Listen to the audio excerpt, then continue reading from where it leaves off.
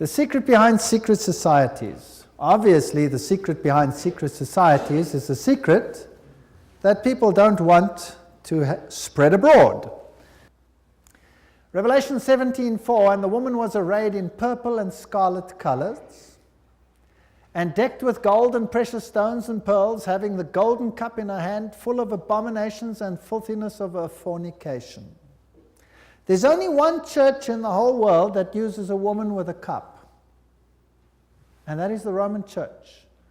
And here is Città del Vaticano, using the woman with the golden cup, and she is called Fides on all their documents. Fides. Now, what does that mean? Fides.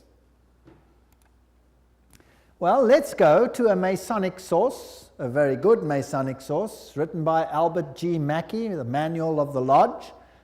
Albert Mackey was a 33-degree Freemason. It'll become clear as we go through the lectures what this means. And he says, the right hand has in all ages been deemed an emblem of fidelity, and our ancient brethren worship deity under the name of Fides, or fidelity, which was sometimes represented by two right hands joined, and sometimes by two human figures holding each other by the right hand. Numa was the first who erected the altar to Fides, under which the name, the goddess of oaths and honesty, was worshipped. So it means honesty and fidelity, but it is also an image of a female deity. Now, Revelation 17 verse 5 calls this institution the mother of prostitutes. In Revelation 18 verse 7, she says, I sit as queen, I am not a widow, and I will never mourn.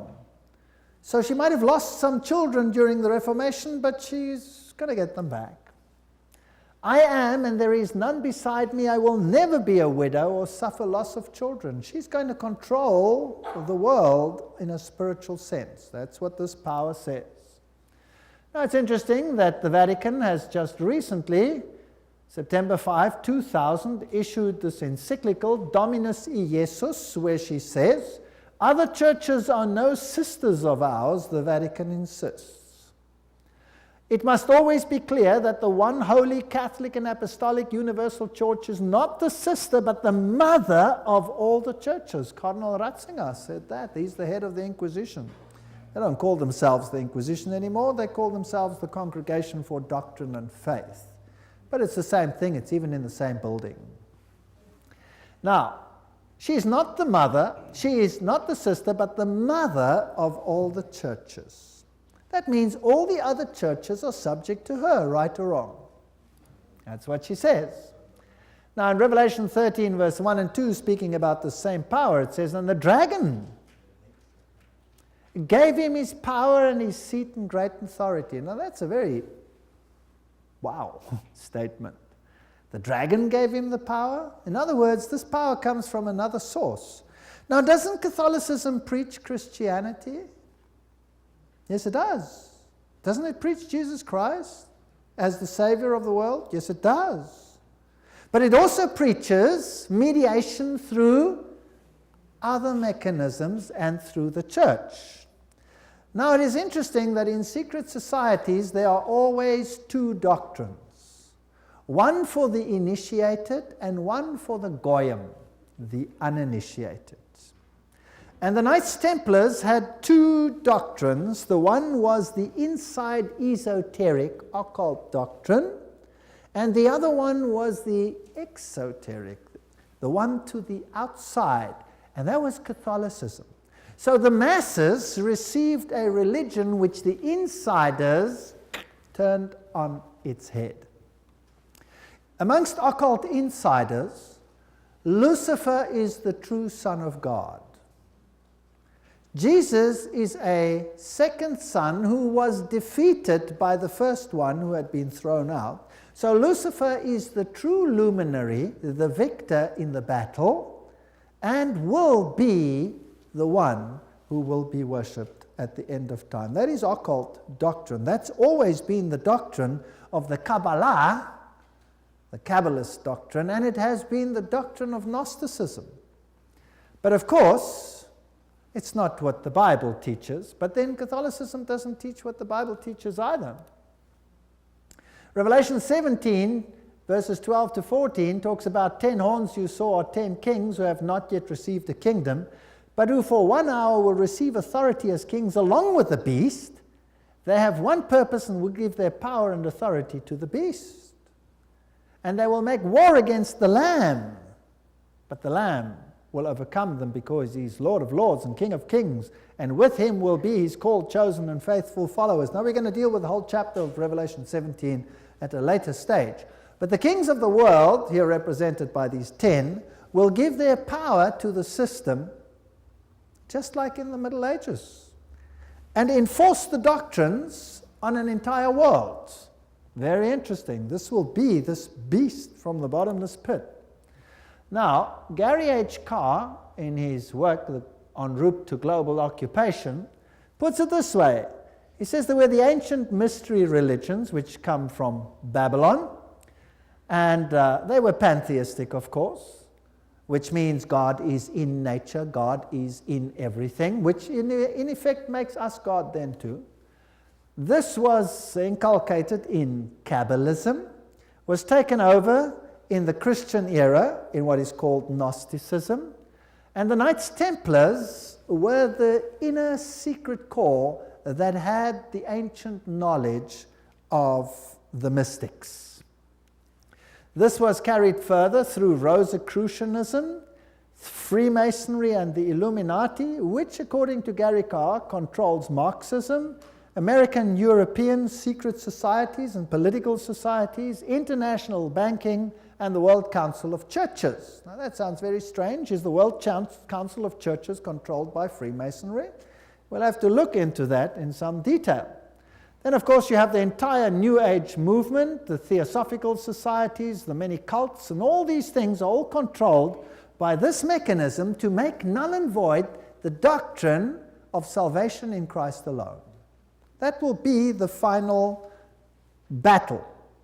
And in order to achieve this, this woman has concealed herself and has hid herself in a garb of Christianity, and people receive the Goyim doctrine and do not know what the inner core doctrine is. That is quite something. Well, if we look at 1 Chronicles 16, verse 26, for all the gods of the people are idols, but the Lord made the heavens, tells us that idolatry is quite something that's rife on the earth. And Nimrod, the Lord of heaven, Tammuz, the pagan Messiah, and Semiramis, the Queen of heaven, these find their origin in Babylon. And if you go through all the religions that were propagated in Lebanon, Phoenicia, Babylon, Assyria, Greece, Rome, Egypt, India, China, Mexico, Scandinavia, you have only this same picture under different names: Baal, Tammuz, Ashtoreth, El, Bacchus, Astarte, Belus, Tammuz, Rhea, Ishtar, Ninus, Hercules, Beltis, etc., etc. In Egypt, Ra, Osiris or Horus, Isis, Hathor, India, Vishnu, Krishna, Isi or Devaki, and so on and so on. Now, Romanism, the Roman Church, has taken this Trinity and made it Father, Mother, Child, which means that they must elevate the female to the point of deity. And we'll see how they did that and how they are doing that with the sanction of the Pope. So the true Trinity and the Roman Catholic Trinity are two different things. For the Goyim, it's Father, Son, and Holy Spirit. For the inner circle, it's Father, Mother, Child, which is none other than Baal, Tammuz, and Ashtoreth, if you want to take it back to those times. Jupiter is the god who is worshipped under Petrus, the rock. And Ubi Petri, where Peter is, there is the church. So here's another rock which takes the place of the true rock. Christianity and the secret societies, we could just summarize it as follows. The old Babylonian religion gave rise to Kabbalism.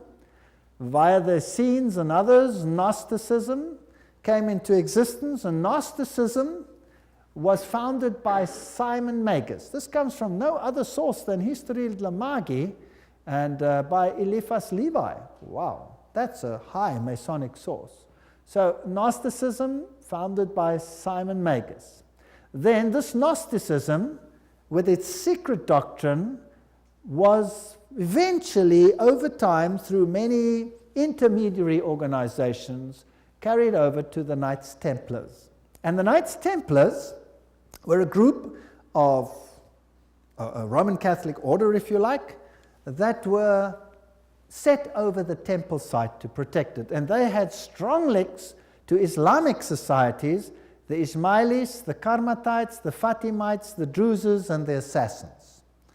And these are very, very interesting, and we'll be dealing with them when we talk about the Islamic connection, what the secret societies actually teach. Just like the Templars had two doctrines, one for the Goyim, the uninitiated, and one for the insiders, and the two diametrically opposed to each other, so the secret societies of Islam do exactly the same thing. But that's another lecture. Now the Templars, they had their secret inner information inculcated in the Rosicrucians and the Jesuits. The Jesuits, again, formed and created Freemasonry. And Freemasonry was created as the Protestant arm of the Roman Catholic Church. Unbeknown to them, beguiled, fooled, if you like, into doing the work that Rome wanted them to do, so that Rome could sit in the background while Freemasonry did it for them. And then it wasn't them, it was them.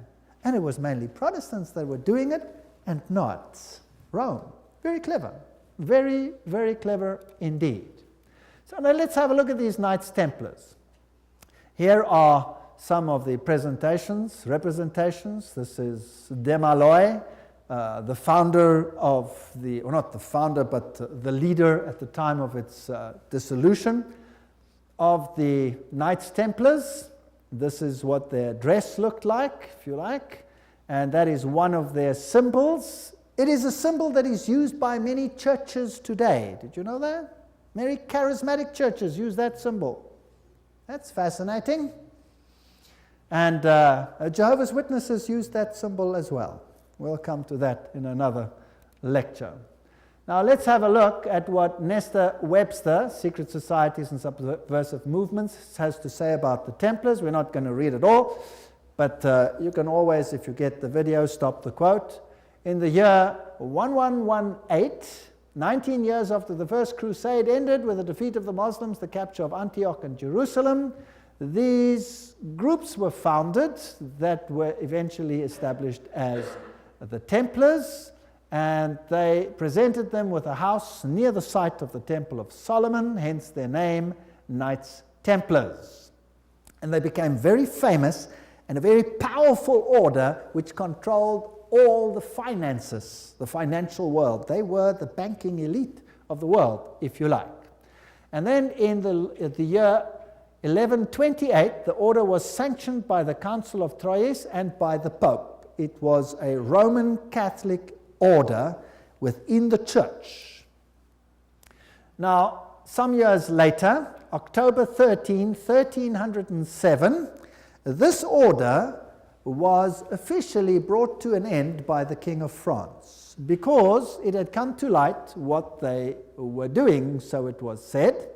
The King of France, Philippe le Bel, had the Templars arrested, and the date was Friday the 13th, October 1307, and since that day, Friday the 13th is a day of bad luck for the entire world. And the charges brought against them were: the ceremony of initiation into the order was accomplished by insults to the cross and the denial of Christ and gross obscenities. Gross obscenities. There were all kinds of things reminiscent of Sodom that had to take place there. The adoration of an idol, which was said to be the image of the true God, and that was Baphomet, this symbol over here of the androgenic male-female deity. The omission of the words of the consecration of the Mass, the right that the lay chiefs amongst themselves giving absolution, and authorization of unnatural vice. So they had to to curse the cross, trample upon Jesus, swear allegiance to Baphomet, and sanction this with unusual vice. That's a pretty serious crime in those days, so he was sentenced to death. But the order actually didn't disappear. The Pope was very reluctant to say that it was so. Masonic ritual includes references to the Knights Templars. For example here, Secret Societies and Subnervous Movements says, several knights who had set forth the rescue of the holy places of Palestine from the Saracens formed an association under the name of Freemasons, thus indicating that their principal desire was the reconstruction of the Temple of Solomon. And you hear a lot about the reconstruction of the Temple of Solomon today, and the story of Israel and all those interesting things.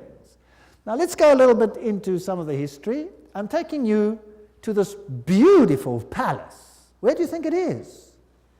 It's in Jerusalem, and it's Notre Dame Vatican. And this is where the Pope has his representation in Jerusalem. It's a palace for a king. There's the Vatican flag flying outside, and there's even a whole lane where you have some interesting papal artifacts. Now in Jerusalem, I went to look up the site of the Knights, and here is the Knights Palace, the Latin Patriarchate. This is where the Knights Templars originally had a site, and the Knights of the Papacy now control this area. This is their symbol that they use. That is also the Knight's shield, which is used by many religions today. The Rema Church uses that symbol, for example. These are the eternal warriors. That is the symbol that they use. There they are they kiss the Pope or the Patriarch's ring. They are knighted just like knights, and they knight highly prominent bankers and individuals such as that. Inside this church, you have, of course, the statue of Jupiter as Peter. Notice that the foot is well kissed. And I didn't want to kiss the foot, so I just stood there. And it is a very important church because both Pope Paul VI and Pope John Paul II visited this church, which is, of course, highly symbolic, and there are the plaques. And the Latin Patriarch, the Knights Palace. If you go inside, there's this interesting altar.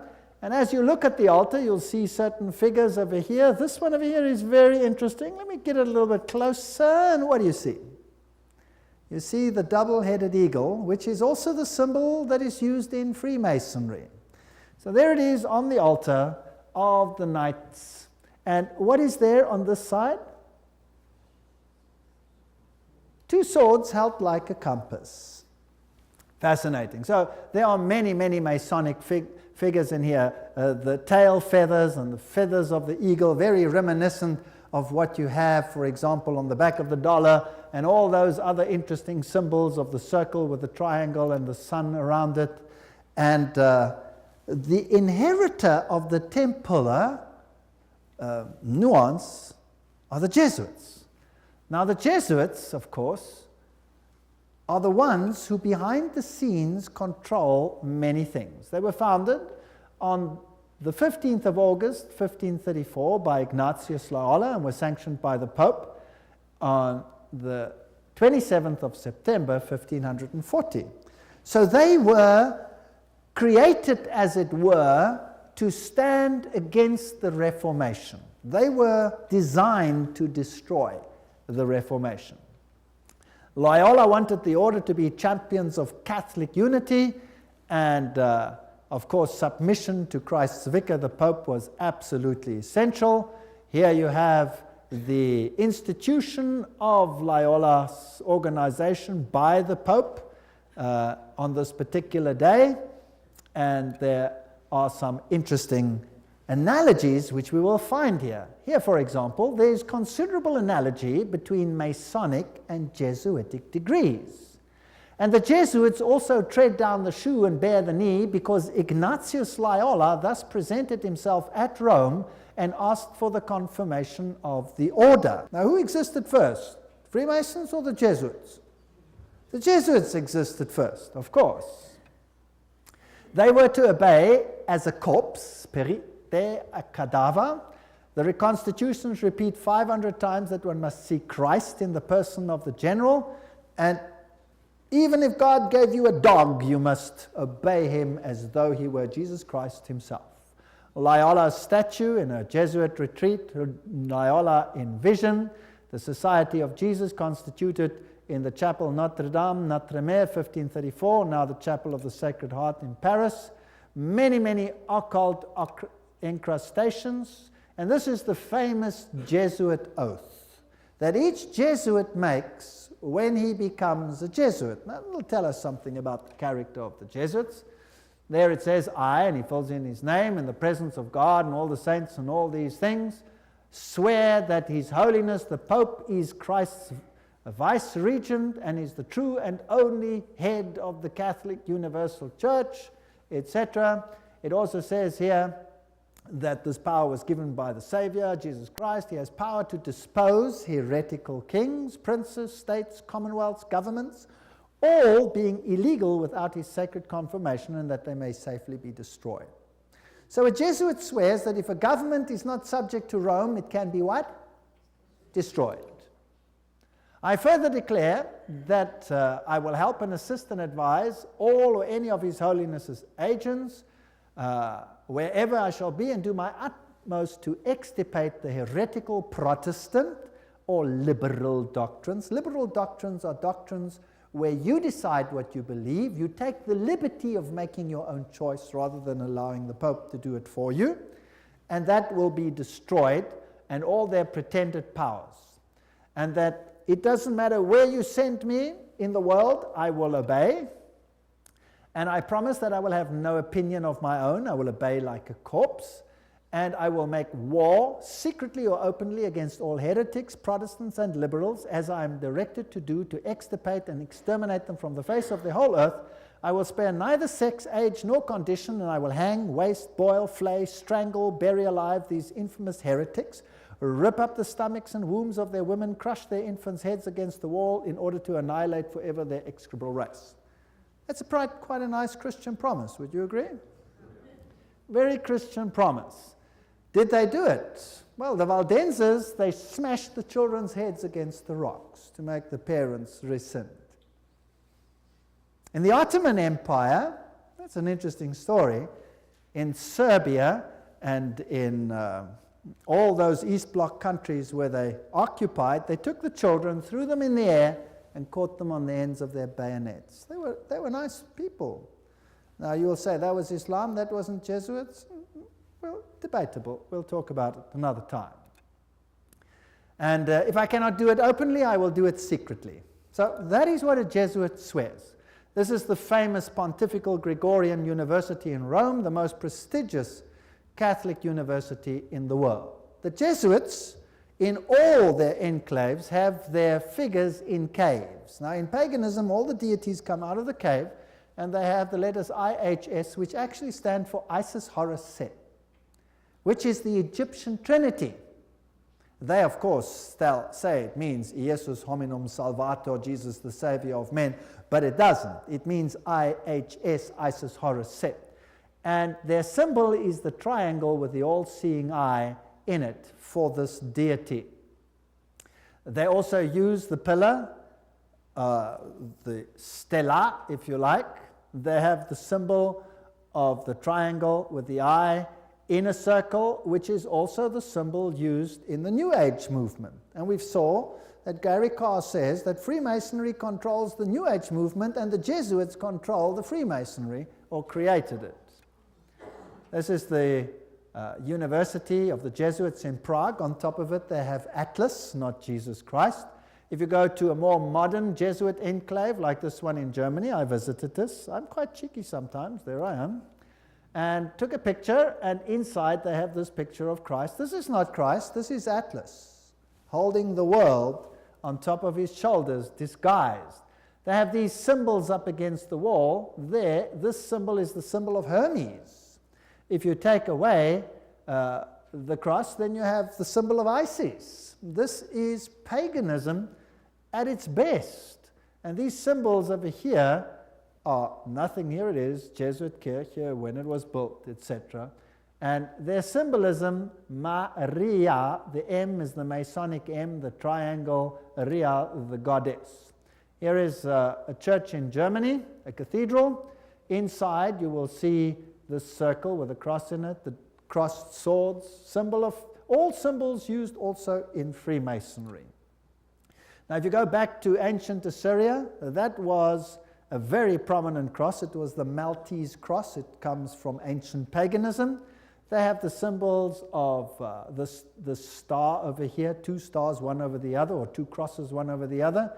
They have the compass, they have the moon with a disc in it or a star in it, which is the symbol that Islam uses, for example. They have the solar calendar and the triple crown. All of these are used by the papacy. Upside down crosses represent victory over Christ. Hammers and compasses and sickles, these are symbols that are prevalent in the world. There's Jesus standing above the skull and crossbones, which is a symbol of Jupiter, the god Jupiter, who is a symbol, of course, who is Lucifer. Upside down crosses again. This is a very important cathedral in Europe, in Germany, where all the political leaders come together. If you go there, you will have Janus, the two-headed one, and then you have the statue so-called of David, but of course it isn't David, it is the god Pan, because he has a pan flute in his hand, and David didn't play a pan flute. So I went to look for the dark side of Pan, because there's a light side and a dark side, and I found him. There he is, the hoofed one in the same cathedral. So they hide their occult symbolism. If you enter into the hallway, you find this over here. This is the god Anubis. It's got nothing to do with Christianity. There you have him as well. Plus you have the phoenix rising from the ashes. Plus you have the symbol of Jupiter and a whole host of other symbols over there. And in their side chapel, you have all the signs of the zodiac serving the various deities like Mars and Aquarius, etc. And the doorknob is a yin-yang. This has nothing to do with Christianity. They use the symbol of the compass and Jupiter and the PX symbol over there, which you will find in virtually every single Christian denomination upon the face of the earth. The phoenix rising from the ashes, the peacock, all symbols of Lucifer. Here you have the PX with a circle with a dot in it, and you say to yourself, but isn't that a symbol of Christianity? No, this is a symbol of Horus. This has got nothing to do with Christianity. They use pine cones. Let's ask Albert Mackey, 33-degree Freemason, to tell us what the symbol means.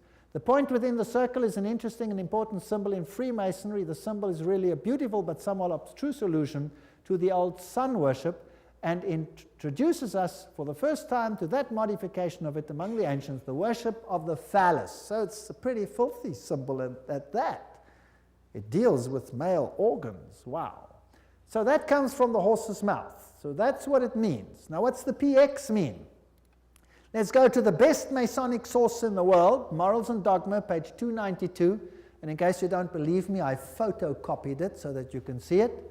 There you can see the symbol. Can you see that? It is the staff of Osiris. On the medal of Constantinople, in hoc signat eris, whatever the inscriptions. And then some other interesting things. So this is the staff of Osiris. And then it goes through the mystic Tau and the crosses and the stars of David. And then he uses this one as well. Interesting symbol. He says the vestment of the priest of Horus were covered with these crosses. That's a Maltese cross. Remember that I showed it to you on the Assyrian king? Now who wears that on his vestments? Well, let's have a look. Oops, there it is. Who's wearing it? The Pope is wearing it. So what is he? He must be the priest of Horus. So to the outside world, it seems like Christianity, but to the inner circle, it's occultism. On the floor of the cathedral in London, you have the tricole, which is the triple yin-yang. And what does that mean? Well, let's go and ask the sources themselves. Celtic version of the yin-yang. That's what it is. The tricole, the sea, good luck, cauldron, Celtic goddess, the goddess of wisdom and witchcraft. Who was enthroned in the French Revolution? Goddess of reason. witchcraft, reason, all these things, same deity. On the floor of the same cathedral, you find the mystic Tau. What does the Tau represent? Let's ask another Mason, Ward. He says it's the symbol of the male creative side of the deity, sign language of the mysteries. So again, it has a sexual connotation. What's it doing on the floor of a cathedral? So the Jesuits are the heirs of the occult religion, and they control the world through their agencies. They stand in the background, create sub-organizations, and everybody thinks they are not active. Let's ask them themselves what they believe. Here is the history of the generals of the Society of Jesus. These are all the generals, starting with Ignatius Loyola. They're all listed down there. We don't have to go through them all the way through to the present one that rules now, whose name is Peter Hans Kolvenbach. Nice German name. It's interesting that the Germans are very prominent in this. Peter Hans Kolvenbach is the head of the Jesuits. Cardinal Ratzinger, another German, is the head of the Inquisition. They seem to be pretty much in control. What does he look like? There he is, Peter Hans Kolvenbach. You're looking probably at one of the mightiest men on the earth today, if not the mightiest. He's the Black Pope. Here you have the cave of Loyola. Here you have George W. Bush and the Pope in audience with each other. And they don't do anything by chance. They just happen to do this exactly under that picture I showed you, where Loyola receives his commission from the Pope. Now, the ceremony of induction and the extreme oath of the Jesuits, Library of Congress, catalog card, there it is. You have been taught to insidiously plant the seeds of jealousy and hatred between communities, provinces and states that were at peace, and incite them to deeds of blood involving them in war with each other, and to create revolutions and civil wars in countries that were independent and prosperous, cultivating the art and the sciences and enjoying the blessings of peace, to take sides with the combatants and to act secretly in concert with your brother Jesuit, who might be engaged on the other side, but openly opposed to that with which you might be connected, only that the church may be the gainer in the end, in the conditions fixed in the treaties for peace, and that the end justifies the means. Whoa! This is Hegelian science. Two opposing viewpoints, dialectic thinking. You war the one with the other, and you rub them up until nothing is left. It's called thesis, antithesis, and the resultant clash brings synthesis, that which you want. Now note that the Jesuit can be very active on the one side, but he can be equally active on the other side. So this is all a process whereby they wish to attain things. The 30-Year War. Now, what was that about? The aim and the object was that that war should in truth become a war of annihilation. Besides, was it possible for them to allow peace to be concluded with countries whose rebellious governments had issued a law ruling that no Jesuit should ever again dare to show his face? Do you know that the Jesuits were thrown out of virtually all countries, including Catholic ones, because they were so divisive? Catholic kings couldn't even take the Jesuits and threw them out. If a Catholic king dared to throw out a Jesuit, that country was destroyed, Catholic or not, and the Jesuits are back. You can take your bottom dollar for that.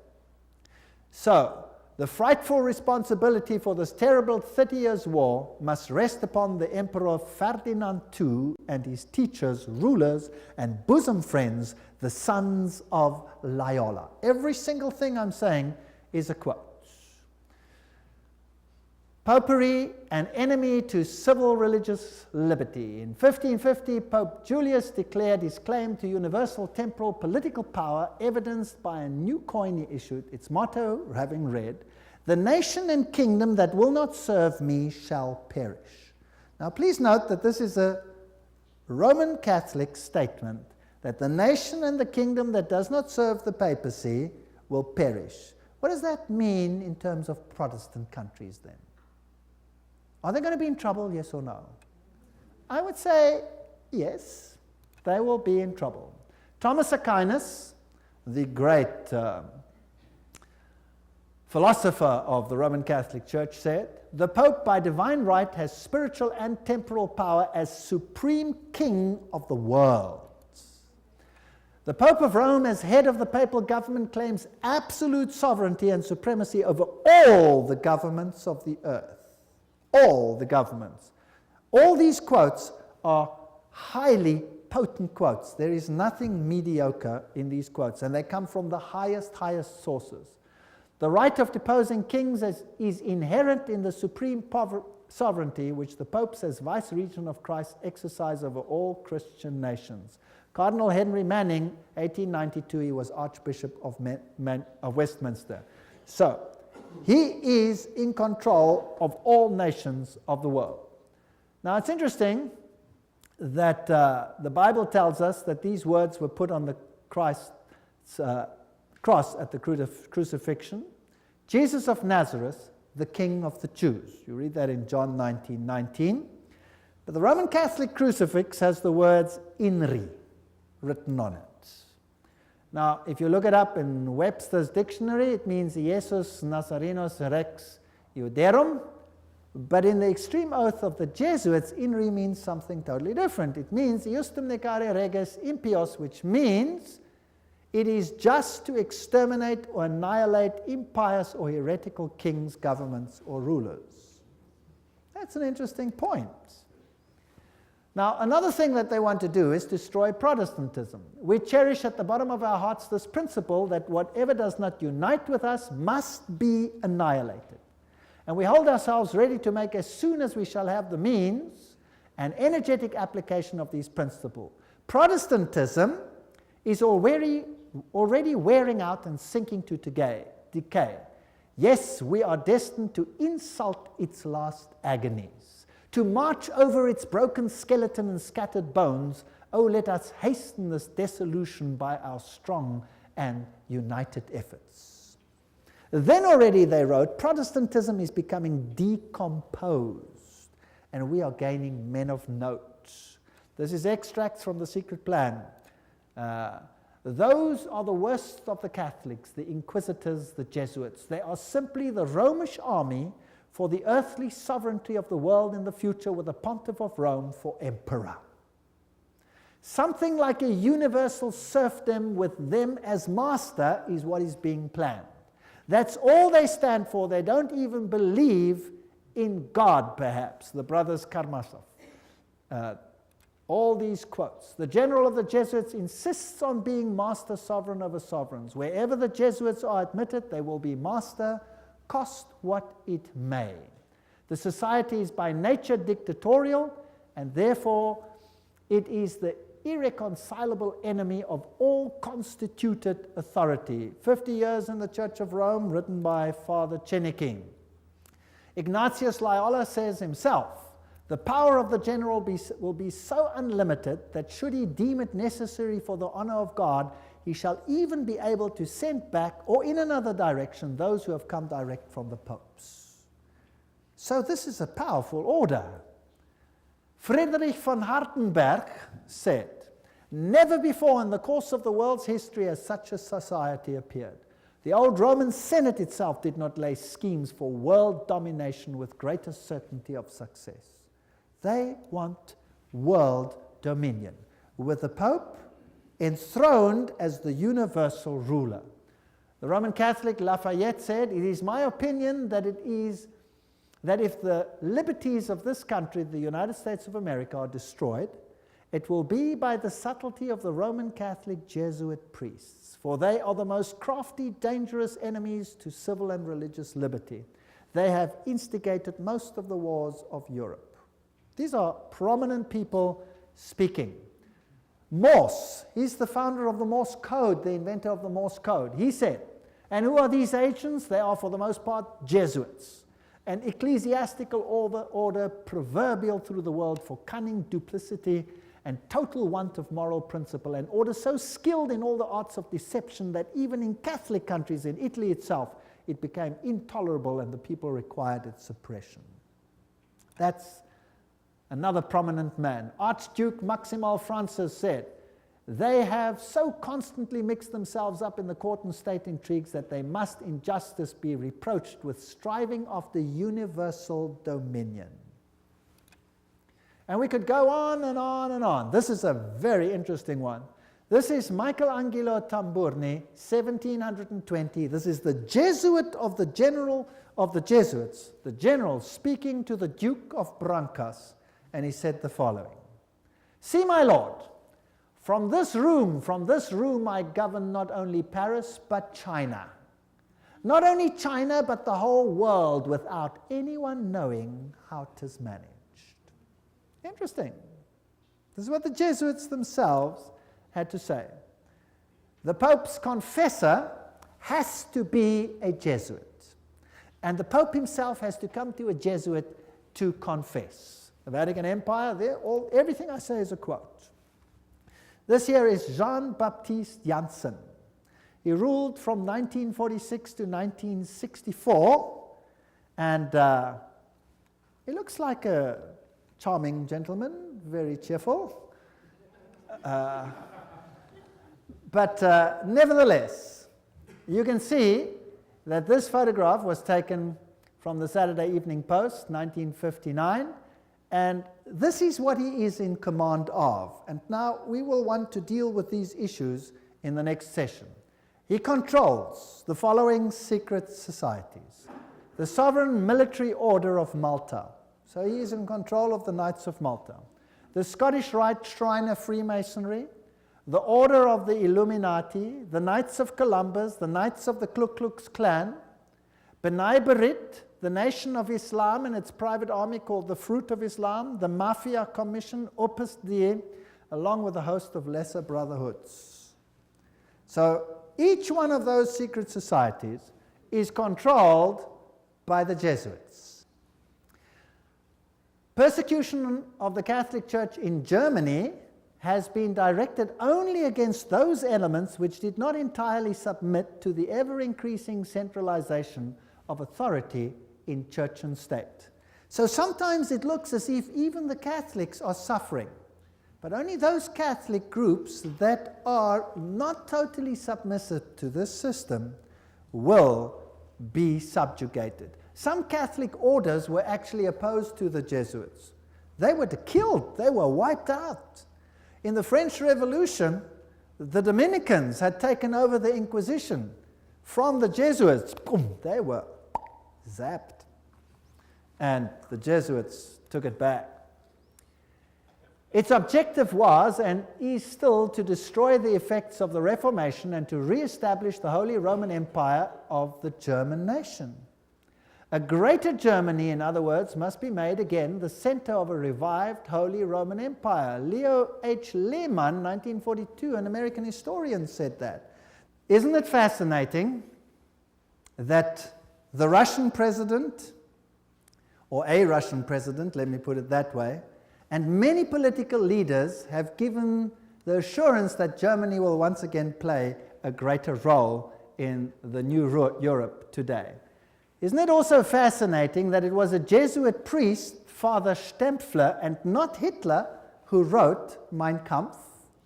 In fact, you can read it on Mein Kampf itself. Now, the SS used this symbol of the skull and crossbones. What was that a symbol of? Do you remember? It was the symbol of Jupiter, the god Jupiter, the god of death. It's also the symbol of Osiris, who was the god of death. Anubis is just another form of Osiris. He is the god of death. He's the god of the dead. But Jesus says, I am the God of the living. I am not the God of the dead.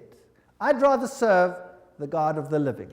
The SS was organized by Himmler according to Jesuit order principles.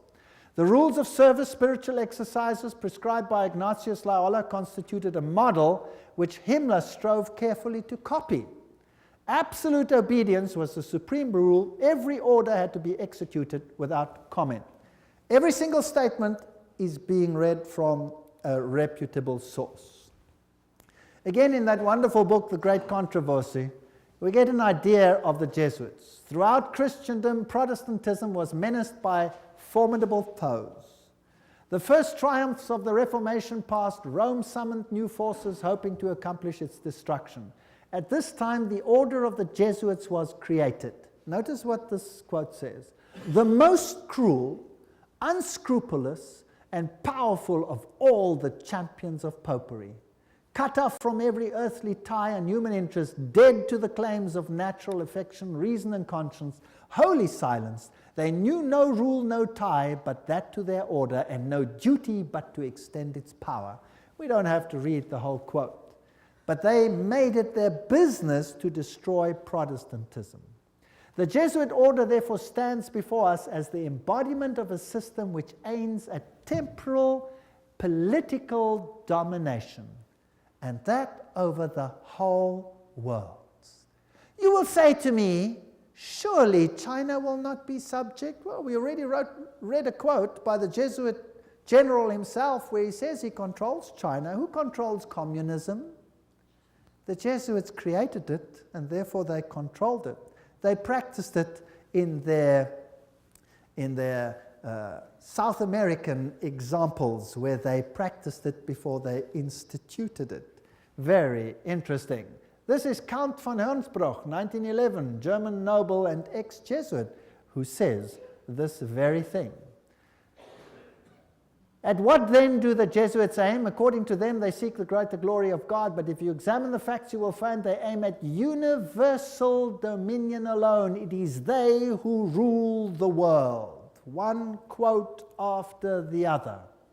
Moreover, the Pope has thousands of secret agents worldwide. They include the Jesuits, the Knights of Columbus, the Knights of Malta, Opus Dei, and others. The Vatican's intelligence service and its field resources are second to none. Even Dave Hunt, American Baptist historian, says that. So, let's have a look at some of these institutions. Let's have a look at Freemasons. The Grand Design Exposed says, the truth is the Jesuits of Rome have perfected Freemasonry to be their most magnificent and effective tool, accomplishing their purposes among Protestants.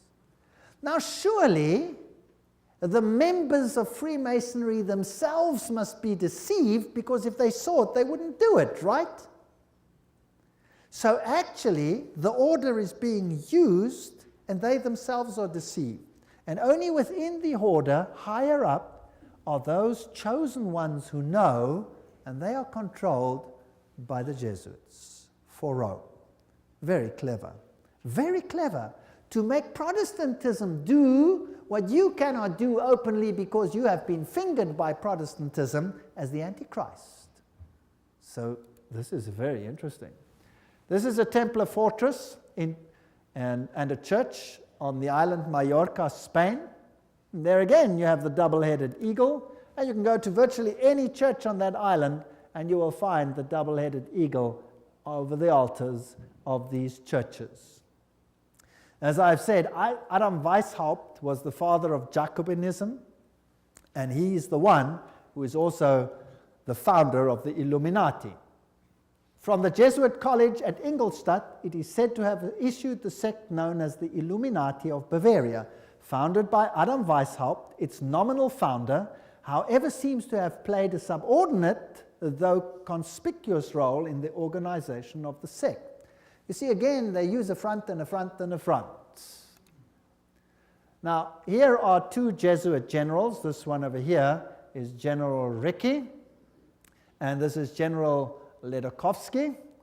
And very interesting, this one over here, 1773 to 1840, he ruled during the order's suppression.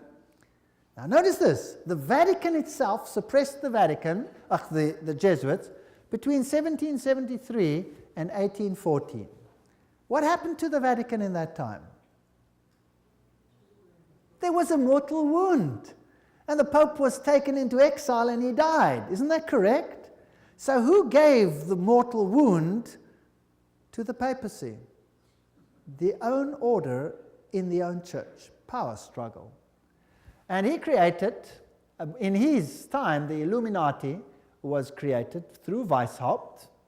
And, of course, is also the father of modern communism, who with his Jacobins conducted the French Revolution. Years later, Jesuit General Ledokovsky with his Bolsheviks conducted the Russian Revolution in 1917, and it's identical to the other revolution. And I will deal with that when I give a lecture on revolutions and wars and dictators later in the series. France's greatest authority on the Jesuits, Edmond Paris, said, "The Russian Revolution, by eliminating the Tsar, protector of the Orthodox Church, had it not decapitated the great rival and helped the penetration of the Roman Church, we must strike while the iron is hot. The famous Russicum, Russian College of Rome, is created in 1929, and its clandestine missionaries will take the good news to its schismatic country. 1 century after their expulsion by Tsar Alexander I, the Jesuits will again undertake the conquest of the Slav world." And did the poor Slavic world suffer? They were slaughtered by the millions. History will show what happened there when Stalin, probably one of the greatest mass murderers of all time, did his thing. Frederick the Great, so-called, of Prussia, caused the high degrees of Masonic constitutions of the ancient rite to be revived, and he himself wrote the constitutions under the guide of the Jesuit general. Encyclopedia of Freemasonry, Albert G. Mackey says that himself. Very interesting. And now notice this. This is a source that's unbelievable. This is Isis Unveiled by Blavatsky herself, the author of Secret Doctrine. She says that the rites are the offspring of the sons of Ignatius Loyola. The Scottish Rite and all of these worked under the instructions from the general of the Jesuits. So who controls Freemasonry? The Jesuits, there's no doubt about it. Here, we have confirmed the induction of the Knights Templar Mason into the councils of the said order of knighthood, and hoping and confiding that he will ever be so demean himself as to conduct to the glory of IHS, the most holy and almighty God, and to the honor of the mark we do recommend. There's a ritual in Freemasonry which is totally Jesuit. So the Jesuits control Freemasonry. Here's a Freemason temple, if you like. It's in Oklahoma. There is IHS. This is a Freemason temple. It's a lodge. There is IHS in it. There are still old ladies, male and female, about the country who will tell you with grim gravity that if you trace up Masonry through all its orders till you come to the grand tip-top head Mason of the world, you will discover that the dread individual and the chief of the Society of Jesus are one and the same person. James Patron, American historian. There are many that say these things. Knights of Malta. The Freemasons are in the foreground, while the Jesuits and the Knights of Malta are in the background. The Jesuits control even the Knights of Malta. Now, who are they? Well, they are headquartered in Rome, these knights. They used to be on an island, but besides that, they used to be a military order. They are still a military order. They are knights. They control the banking of the world, the industry of military complexes of the world. They oversee Chase Manhattan Bank with all its branches. They rule all the intelligence communities, the KGB, the CIA, and all of these things to restore the Dark Ages. Everything I'm saying is a quote. I'm saying nothing. Don't accuse me of saying anything. I'm just reading. Who are they? Well, here's the head of the Knights of Malta at the moment in America. This, well, he's dead now. This is Francis Joseph Cardinal Spellman, Cardinals of New York. And their headquarters is St. Patrick's Cathedral, the diocese of the Archbishop of New York. There are the various ones. Here's Terence Cardinal Cook. Then was Cardinal O'Connor, and currently Cardinal Archbishop of New York, Edward M. Egan. Now let's have a look who the members of the Knights of Malta are. That should be interesting. Some past, some present. General Alavena, George Anderson, Angleton, Azru, Bertie, Bobs, Bonaparte. Does that name ring a bell? Borges, Bradley, Brady, Pat Buchanan. Does that name ring a bell? James Buckley, Prescott Bush, does that ring a bell? Frank Capra, William Casey, does that ring a bell? CIA, Cisnero, Cooks, Coughlin, Loach, Giscard d'Estaing, does that ring a bell? President of France, Bill Donovan, Alan Dulles, Avery Dulles, Edward Egan, that's of course the Cardinal himself, Franz Egon, John Farrell, Flanagan, Flynn, Gelly, Galen, Gorman, Grace, General Alexander Haig, does that ring a bell? Otto von Habsburg, wow. Conrad Hilton, Heinrich Himmler, he was at Knights of Malta. J. Edgar Hoover, FBI, CIA fame. Joseph Kennedy, Ted Kennedy, Larkin, Lehman, Lorenzo, Luce, Henry Luce, founder of all the great magazines and Time magazine and all of them. Great publishing magnate, MacDonald, Manhattan, you name them, all of them. O'Neill, Otis, Franz von Papen, the legate who worked with Adolf Hitler, Perón, Rocco. The list goes on and on and on. Frank Shakespeare, Martin Shea, even Frank Sinatra was a Knight of Malta for interest's sake. So there are prominent men who are Knights of Malta. Now what about the Knights of Columbus? The founder of the Knights of Columbus is Father Michael McGivney. He lived a very short time, then he died. He was very young. He died at the age of 38. There is their emblem, and this is their official home webpage. You can just take it straight off, and you can see something fascinating. What is that? Hello? Do you remember what it is? A little bundle of rods that you also found in the French Revolution right there in the Manifest of Human Rights. What is it? Fasciae.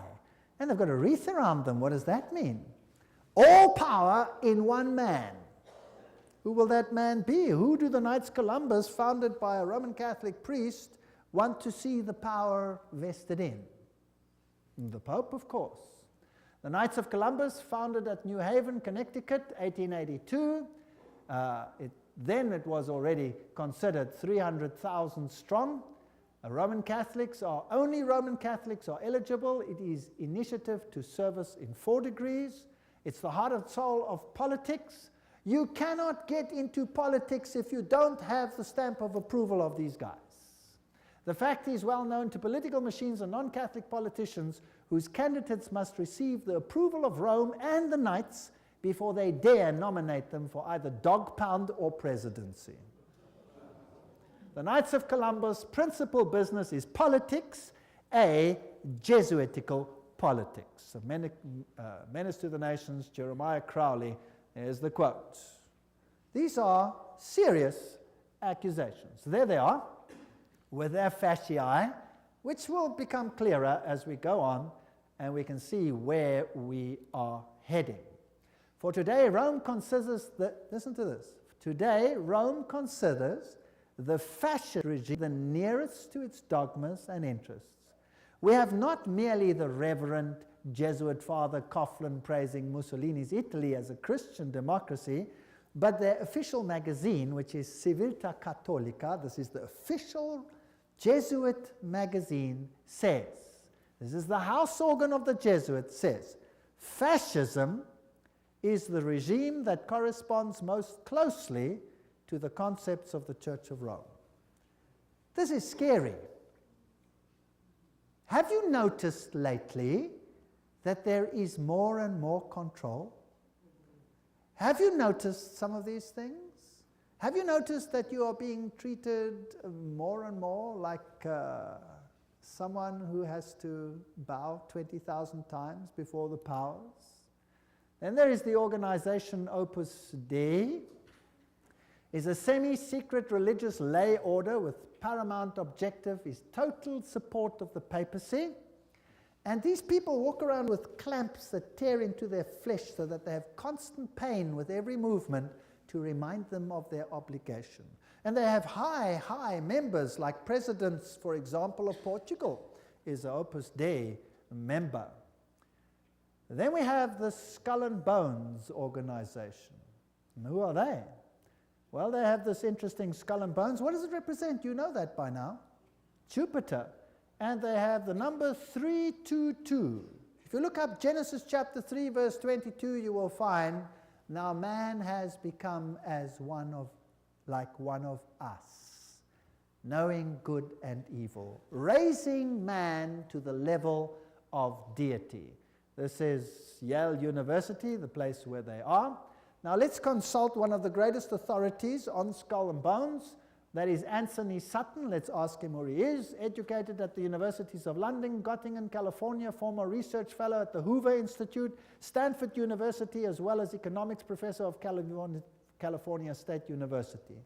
He had the guts to speak out and write a book, and it cost him dearly. But nevertheless, let's quote him.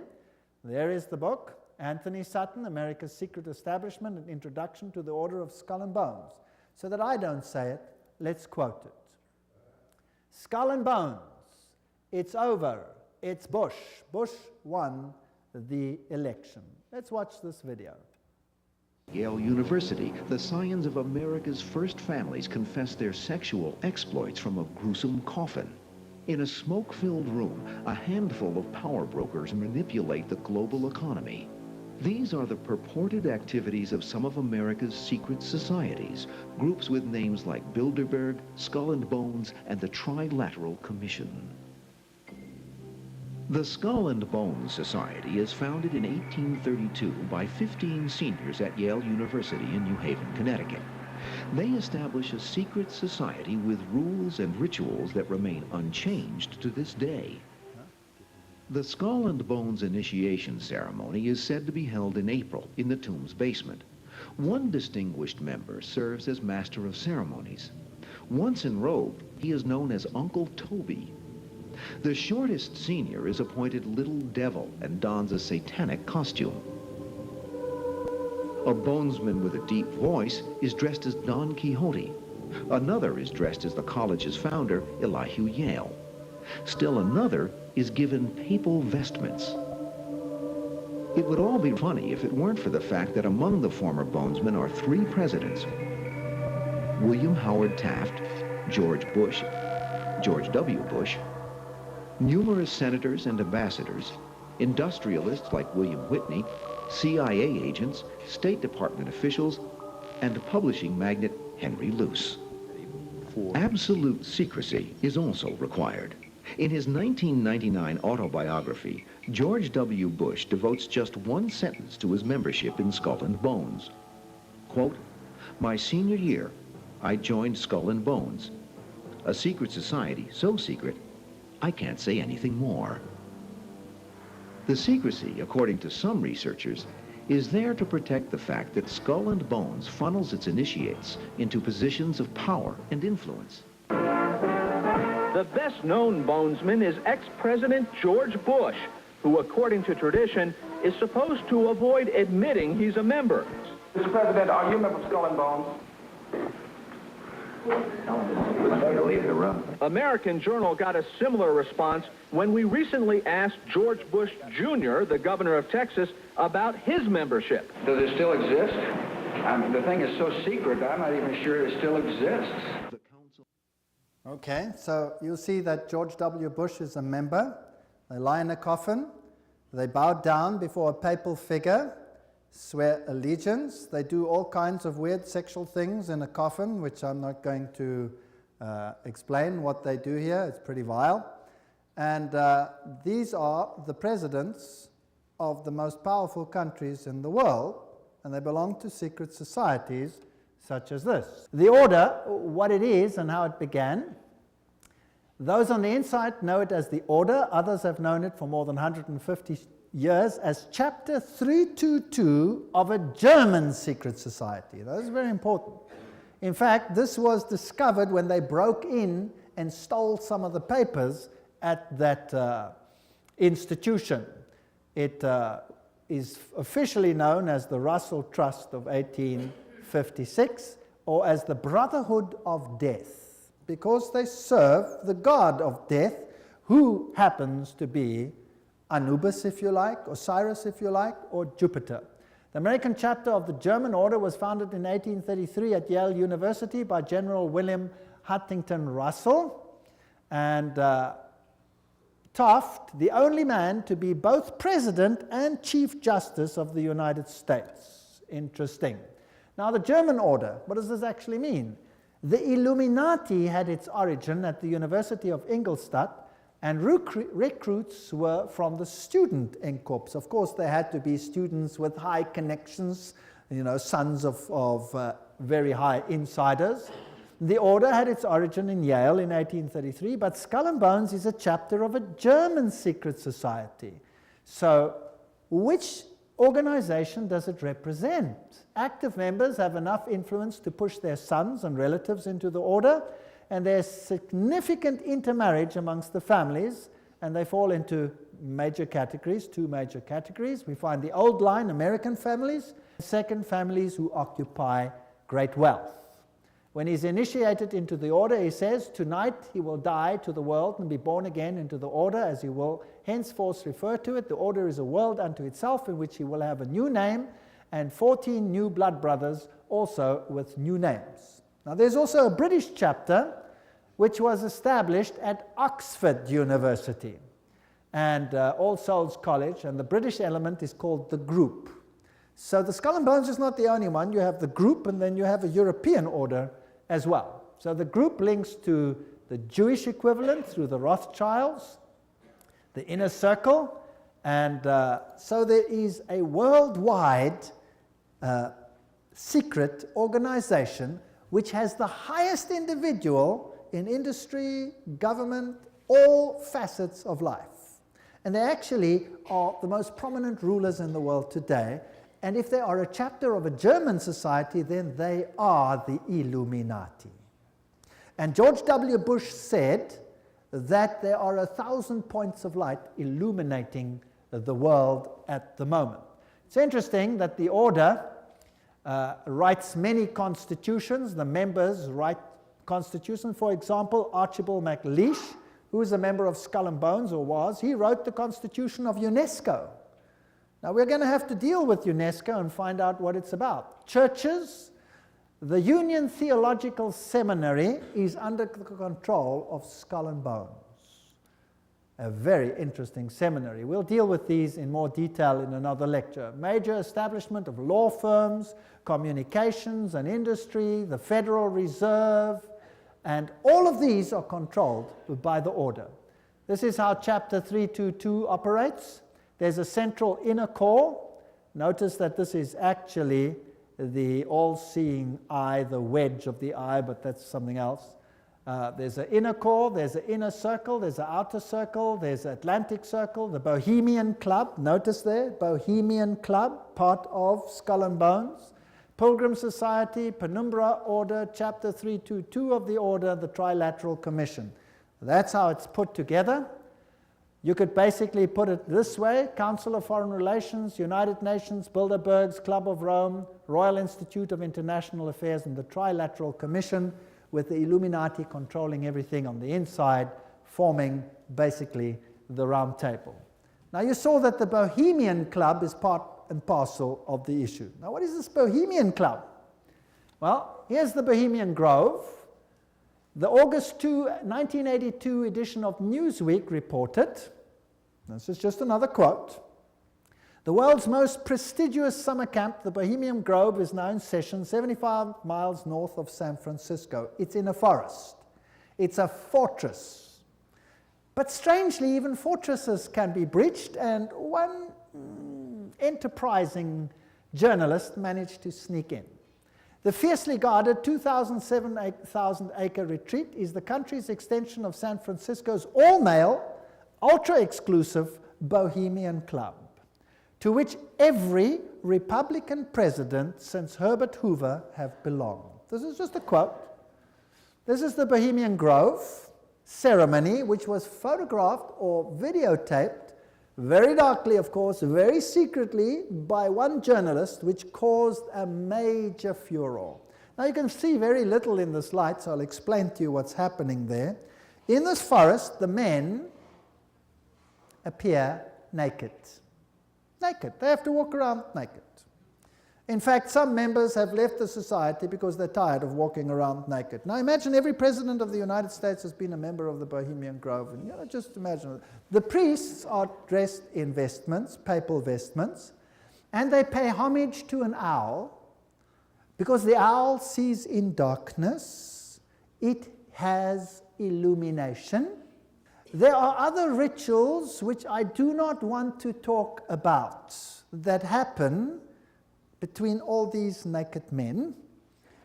And if you read your Bibles, you will find that those who worshipped in the groves were called the perverted ones.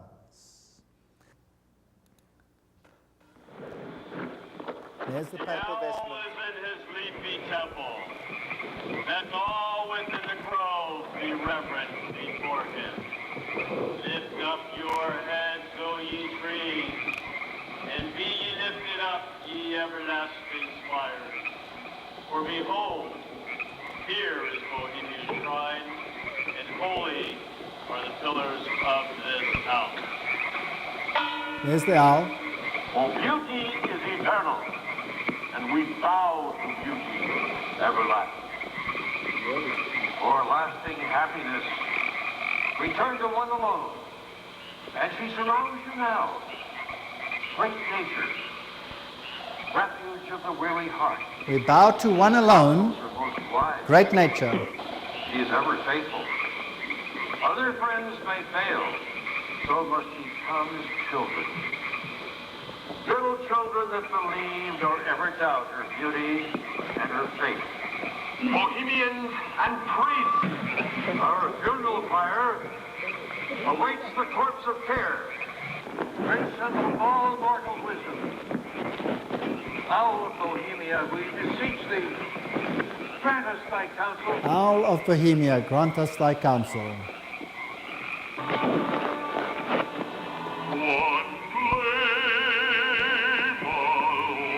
Well, that's just a part of the ritual, which shows that it is nature worship. It is condemned in the Bible, and yet, who are the members? Let's continue. This is an article in Mother Jones, August 1981, volume 6, page 28, and reports who the prominent members were. For example, George P. Schultz, Stephen Batchelor, Gerald Ford, Henry Kissinger, William Buckley. Can you imagine them all walking around naked, worshipping a stupid owl? I mean, that's so pathetic. Fred Hartley, Griffin, Haywood, Coors, Teller, Ronald Reagan, Clausen, George Bush, William French Smith, etc., etc., etc. It is pathetic. Modus operandi of the order. The activities of the order are directed towards changing our society, changing the world, to bring about a new world order. This will be a planned order with heavily restricted individual freedom. That's fascism. And I will show you the papal encyclicals that will make your hair stand on edge as to what is going to happen all over the world. And believe me, I live in a country where it's being implemented. And you can see it happening every single day. It is scary. But you don't have to be afraid if you know why it's happening. If you do not know why it is happening, you will despair, and there are thousands who are putting bullets through their head because they cannot tolerate it. 4,000 farmers driven off the land and murdered in my country alone. They lose everything, they lose hope, they put bullets through their heads, they wipe out their entire families because it's better for them to die than to live with it. And you know what? You give a lecture like this and you show what's behind it and why it's behind it, and guess what? They get hope. Because they see it's not just them and not something they don't understand. Once they start understanding the bigger picture, they gain hope. And they say, wow, so it's not really the end for us, because this is simply the sign that Jesus is coming soon. And there will be a better kingdom. Let us give our lives to Jesus Christ, because this world has nothing to offer. And they get hope. No constitutional protection if you go against it. They control education. I'll show you how in the lectures. Money, law, politics, economy, history, psychology, philanthropy, medicine, religion, media. There is nothing that they do not control. And remember, they are neither left nor are they right. So if there are right-wing parties and left-wing parties, they control them what? Both. That's the Hegelian principle. That's Hegelian logic. Remember that both Marx and Hitler, the extremes of left and right, presented as textbook enemies, evolved out of the same philosophical system, Hegelianism, that brings screams of intellectual anguish from Marxists and Nazis. Remember that the Jesuits were told that they must serve on this side and the other side. Remember that? And create conflict between the sides. This conflict of opposites is essential to bring about the change that they want. Today, this process can be identified in the literature of the Trilateral Commission, for example, where change is promoted under conflict management. Have you heard that name before? Right, conflict is essential. The state is absolute, so the state must have total control. That means the people must relinquish their rights to the state. Do you see that happening in the United States at the moment? Absolutely. So, the state requires complete obedience. An individual does not exist for himself in these so-called organic systems, but only to perform a role in the operation of the state. That's exactly what it was like under Nazism. Here's Hegel. The two, Hegel and Kant, are the philosophers behind the system. I was stunned. I was in Europe 4 weeks ago, in Germany, and the leaders, the presidents of Germany, went down and put down wreaths in front of these people's graves and said, their philosophy has made the new Europe possible. They honored them. What a terrible, I would almost say satanic, well, why not just say it, philosophy. The Illuminati principle that the end justifies the means is also the principle of the group and the order, which is skull and bones. That means you can do anything, no matter how dastardly, as long as you achieve your aim. There's an outer circle, an inner core, all of these. Council of Foreign Relations is the outer circle, Trilateral Commission, all of those. Trilateral Commission was founded by David Rockefeller, comprises 200 members worldwide. The Bundy operation, activism towards a new world global order. George W. Bush, who was a member of Skull and Bones, remember, says that it's a big idea, a new world order where diverse nations are drawn together in a common cause. Only the United States has both the moral standing and the means to back it up. So, do you think they're trying to get all the countries of the world to come into this system, yes or no? Do you think it's possible that they are giving their power to a woman who rides them? Does it look like it? Who controls them? The Jesuits. And who do the Jesuits say all power must be under? The Pope. Isn't that correct? All right. So who do you think would clamor for a new world order more than anyone else?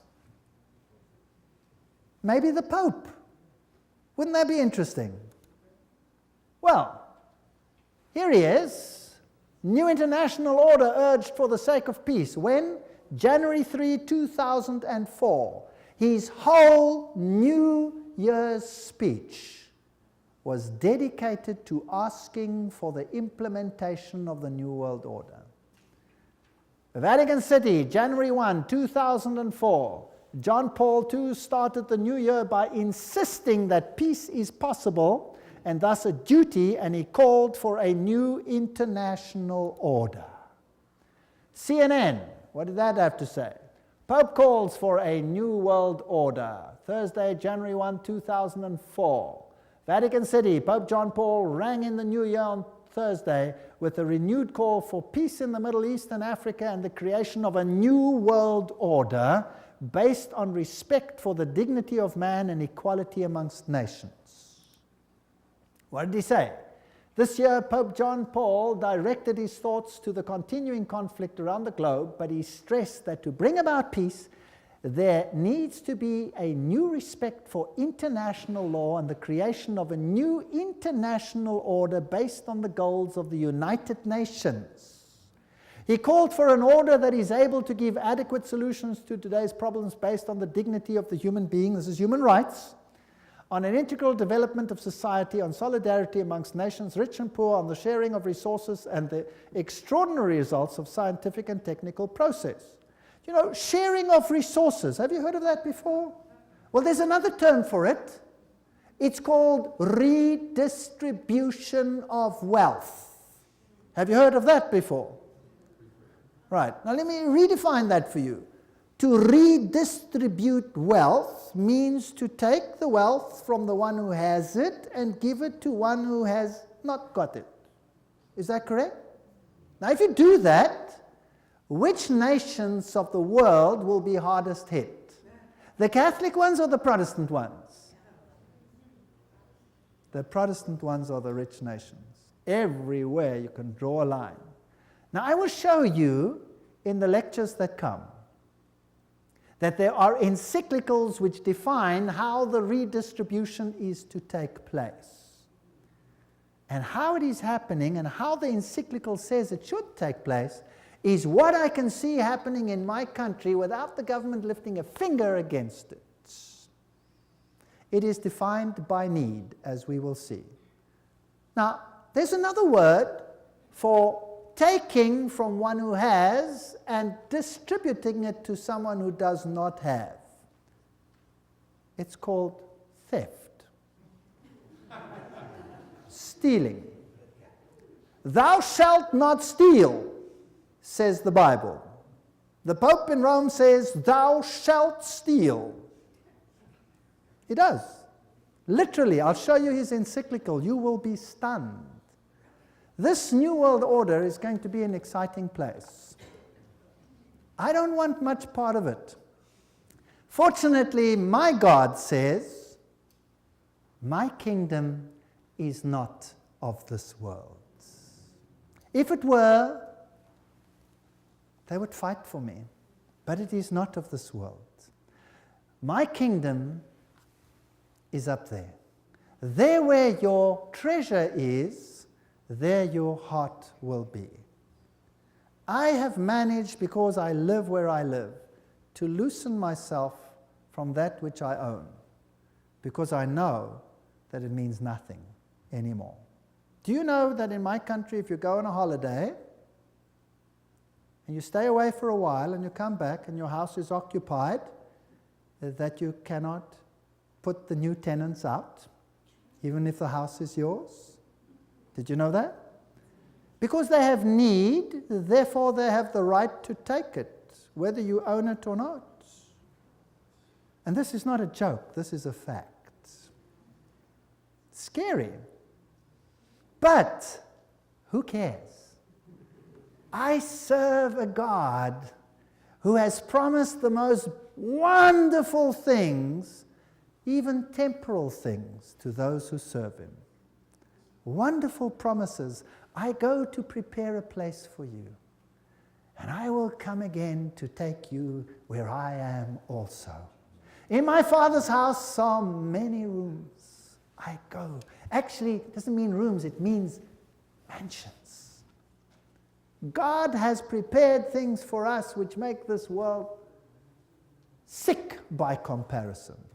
So let them have their kingdom, let them have their fun, because my God says this world will come to an end and the kingdom of God will reign forever and ever and ever.